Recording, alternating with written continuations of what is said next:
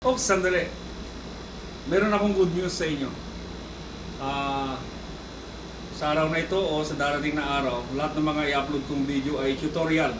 Ito po ay lesson or tutorial sa about IT, about information technology. Ako'y magbibigay ng libreng video para kung paano kayo matuto mag-install ng CCTV, internet router, computer, lahat.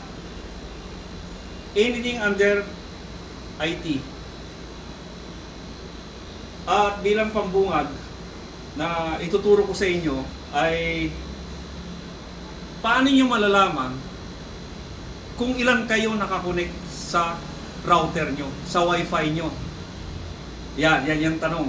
Paano nyo malalaman na ilan kayo nakakonect sa router nyo? Ilan?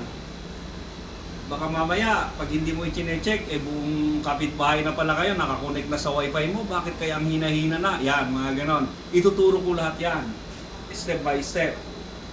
At ngayon ay nandito ako sa isa kong client dito sa Ilagan. Ito yung pinaka-server, CCTV. Gumamit ako dito ng yung Pro Max 48 Pro, 48 Port Pro, yung Pro Max. Dalawa yon. So 48 which is 96, tama ba? 96 port. So ayan.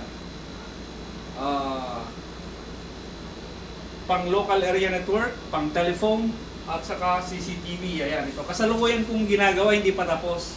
Salamat sa Diyos at patapos na. Ayan, abangan nyo .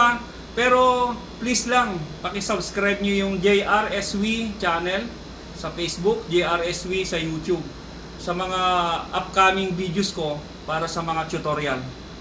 Magtuturo ako kung paano, libre yon.